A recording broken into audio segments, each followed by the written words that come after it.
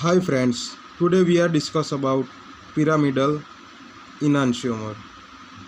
Pyramidal enantiomer are not super impossible. So the mirror image, we can see this molecule. This amine molecule are. So the mirror image, we can see this CH3, CH3, C2H5, C2H5, hydrogen.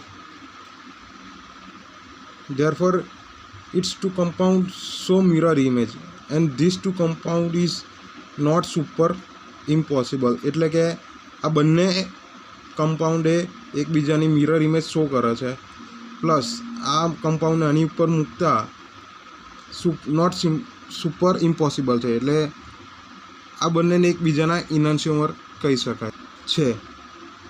But ઇનાન્સિયોમર are always કાયરલ, એટલે કે ઇનાન્સિયોમર હંમેશા માટે કાયરલ જ હોય.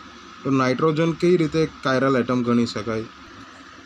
તો જેમ આપણે carbon એટમમાં ખબર છે કે કાર્બન એ 4 ડિફરન્ટ વેલેન્સીથી જોડાયેલો હોય એટલે તેને કાયરલ એટમ ગણી શકાય. તેવી જ રીતે આ નાઇટ્રોજન છે એ 3 ડિફરન્ટ બોન્ડ પ્લસ એની એક લોન પેરથી જોડાયેલો હોય છે, એટલે તે 4 ડિફરન્ટ વેલેન્સી ધરાવે છે, એટલે નાઇટ્રોજન તે કાયરલ એટમ છે.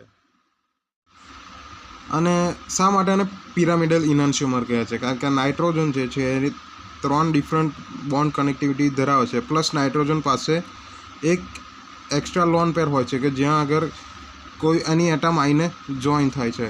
એટલે આ બે લોન પેરને લીધે આ બોન્ડ થોડાક નીચેની તરફ આવે છે અને પિરામિડલ શેપ જેવું બનાવે છે. એટલે આ બે એટલે તેને પિરામિડલ ઇનાન્સિયોમર તરીકે ઓળખાય છે. બટ એટ રૂમ ટેમ્પરેચર, એટલે કે રૂમ ટેમ્પરેચરે આ મોલેક્યુલે એનર્જી મેળવીને એકબીજામાં ઇન્ટરકન્વર્ટ થતા હોય છે. એટલે કે આ નાઇટ્રોજન તેની 2 લોન પેરે નીચે આવે છે અને 3 બોન્ડ ઉપર જાય છે. એટલે કે જુઓ, આ જોઈ શકીએ છીએ કે 3 બોન્ડ ઉપર ગયા, આ લોન પેર બે નીચે આવી. એટ રૂમ ટેમ્પરેચર, એટલે કે આ રૂમ ટેમ્પરેચરે એનર્જી મેળવીને મોલેક્યુલ એકબીજામાં ઇન્ટરકન્વર્ટ થતા હોય છે.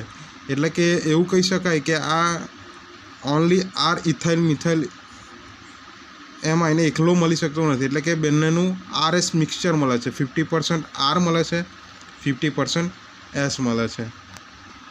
એટલે કે રેસમિક મિક્સચરના ફોર્મમાં મળે છે. And these two molecules are so non-super impossible and mirror image. Therefore, it is two molecular enantiomer. And thank you for the watching video.